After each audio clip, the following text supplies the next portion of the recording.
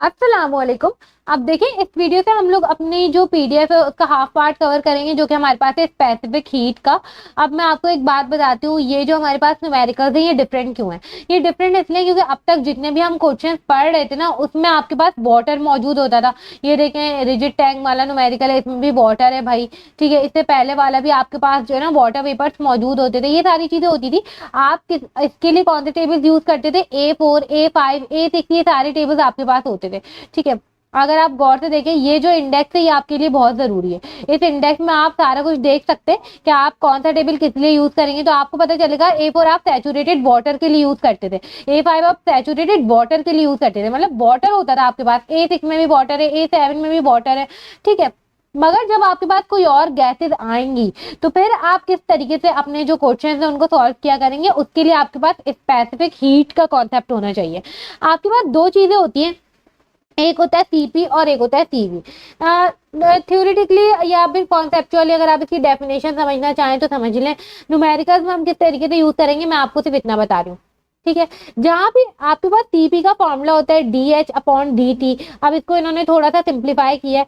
CP relate करती है, pressure जो है ना वो रिलेट करता है इंथैल्पी से। आपके पास फॉर्मूला होता है सीपी, ठीक है, T2 माइनस T1 बराबर होता है H2 माइनस H1 के। ये फॉर्मूला अपने पास लिख ले कहीं पे। ठीक है, इसी तरीके से जो आपके पास सीवी है, ये आपके पास सीपी का फॉर्मूला हो गया। ठीक है, सीवी के लिए आपके पास यही चीज इंटरनल एनर्जी के उससे होती है, मतलब के टीवी T2 माइनस T1 बराबर हो जाएगा U2 माइनस U1 के। ये आपके पास फॉर्मूला होना चाहिए। मतलब ये चीज आपके पास जहाँ पे होगी तो आप वहां पे इससे जो है ना आप क्या कर देंगे, रिप्लेस कर देंगे। आपके पास उस गैस का सीपी मौजूद होना चाहिए, फाइनल टेम्परेचर और इनिशियल टेम्परेचर। अब टेम्परेचर कोई उस गैस की प्रॉपर्टी नहीं है जो आपको मतलब कि गिवन होगा, या देख लेंगे किस तरीके से फाइंड करना होगा। बस ये दो फॉर्मूला अपने ध्यान में रखें, बाकी यहाँ पे कुछ जरूरी नहीं है, डेरिवेशन वगैरह नहीं आती। और एक और चीज यहाँ पे एक रिलेशन है, ये भी हम पहले पढ़ के आ चुके हैं, CP minus CV equals to R। ठीक है, अभी के लिए फिलहाल इतनी चीज ध्यान में रखें। अब यहाँ पे ये प्रॉब्लम है, हम ये प्रॉब्लम देख लेते हैं ताकि हमें चीजें सही से क्लियर हो जाए। An insulated rigid tank initially contains इतने किलोग्राम ऑफ हीलियम। हीलियम का नाम सुनते ही आपको पता चल जाना चाहिए, ध्यान में कुछ आए ना आए, कहीं ऐसा ना हो हीलियम गिवन है आप जा रहे हैं A4 पे, क्योंकि आपने इतना A4 A5 यूज कर लिया। अब हमारे ध्यान में यही होता है, जब मैं थी हम लोग भी यही करते थे, A4 A5 पे जा रहे हैं भाई, हमें A4 A5 वाला किस्सा खत्म, हीलियम का लफ्ज सुनते ही अब आप उस पे नहीं जा सकते। ठीक है, आपके पास मास गिवन है हीलियम का, M गिवन है। ठीक है, ये आगे काम आएगा बहुत। At 27 degree centigrade and 345 kilo pascal, मतलब स्टेट 1 की चीजें गिवन है। आप पैडल व्हील विद ना पावर रेटिंग ऑफ 0.2 HP और ये किलोवाट आपको पावर गिवन है, is operated within the tank, मतलब कि वो जो टैंक है उसको इतनी पावर दी गई। ठीक है, मतलब कि ये वर्क इन दिया गया फॉर 30 मिनट, इतने टाइम के लिए। Determine the final temperature, final temperature find करो और फाइनल प्रेशर फाइंड करो।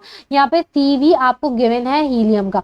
ऐसा बहुत जगह होता है कि आपको जो है ना CV नहीं गिवन होता, तो जो आपको टेम्परेचर गिवन होता है ना, ठीक है, उसके हिसाब से आप CV निकाल सकते हैं। फॉर एग्जाम्पल यहाँ पे आपके पास प्रॉपर्टी टेबल्स है, आपके पास यहाँ पे जो A2 का टेबल है ना, मैं आपको बता देती हूँ, ये वाला जो टेबल है A2 का।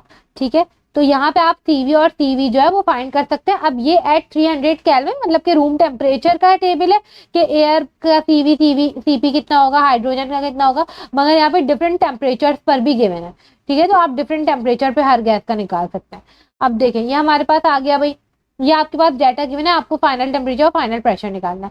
अच्छा भाई देखिए, अब हमें इसको सॉल्व करना है। हमारे पास एनर्जी बैलेंस की ये इक्वेशन होती है सिंपल। आपको एक बात पता है कि यहाँ पे कोई मास अंदर नहीं गया, रिजिड टैंक था, कोई मास अंदर नहीं गया, कोई मास बाहर नहीं आया, वर्क हुआ है बेशक वहां पे, मगर ये हमारे पास टर्म 0 हो जाएगी। अच्छा, यहाँ पे इन्होंने ना ऊपर रिजिड टैंक लिखा हुआ है, तो आपके ध्यान में आ सकता है कि भाई रिजिड टैंक है और यहाँ पे वर्क गिवन है, तो वर्क जो है वो 0 होगा। नहीं, उन्होंने कहा है कि आपने वर्क एंटर कराया, बेशक वो रिजिड टैंक है, उसका वॉल्यूम फिक्स था।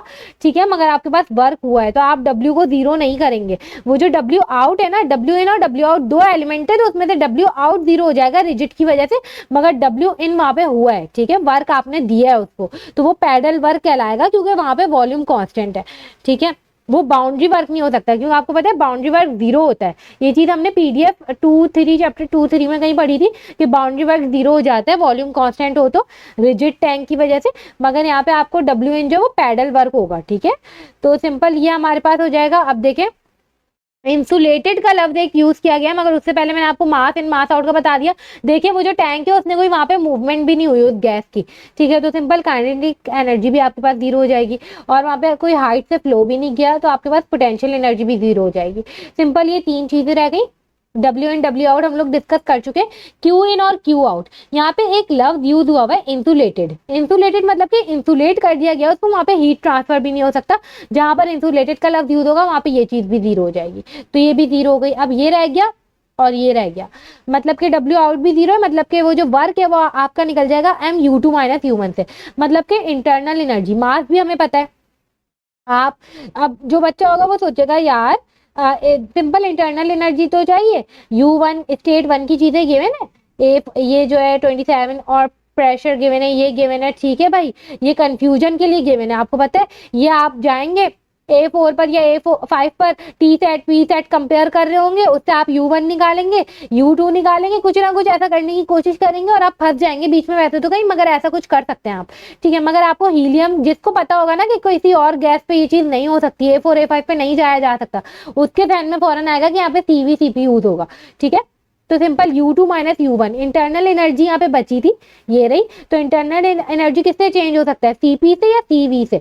CV से चेंज हो सकता है। U2 - U1 बराबर हो जाएगा CV T2 - T1 के, सही है। तो मास भी गिवन है, CV आप हीलियम का निकालेंगे, ठीक है। टेम्परेचर 2 आपको नहीं पता, आपको टेम्परेचर 1 गिवन है, उसी प्रॉपर्टीज में ना टेम्परेचर 1 गिवन है 27 डिग्री सेंटीग्रेड।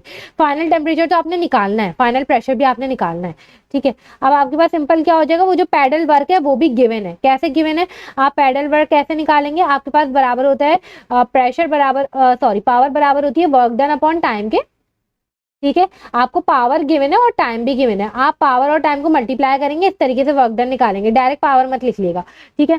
सिंपल आपने उन दोनों को मल्टीप्लाई किया, ठीक है, और आपके पास जो है ना ये आ जाएगा पूरा T2 आ जाएगा इसमें, इस फॉर्मूले में रख के, ठीक है। T1 भी गिवन है, CV आप टेबल से निकाल लेंगे, M भी गिवन है, W भी गिवन है, वर्क भी गिवन है, आप निकाल लिया होगा, ठीक है। सिंपल T2 आ जाएगा, फाइनल टेम्परेचर आ गया। फाइनल टेम्परेचर आ गया फिर तो कोई मसला ही नहीं है। आप कहीं ऐसा ना वापस से A4 टेबल पे जाएं और टेम्परेचर पे जाके निकाल लें, नहीं नहीं नहीं। देखें, इसके लिए आप ये जनरल गैस इक्वेशन यूज करेंगे, P1 V1 upon T1, P2 V2 upon T2, सारा कुछ डाटा गिवन है। प्रेशर 1 इसीलिए गिवन था आपको, ठीक है, वो स्टेट चेक करने के लिए गिवन नहीं था। तो ये आपके पास सारी चीजें मौजूद है। V1 और V2 दोनों सेम है, क्यों, रिजिड टैंक है, तो दोनों कैंसिल हो जाएंगे। तो P1 upon T1, P2 upon T2, इस तरीके से प्रेशर आ जाएगा, फाइनल प्रेशर।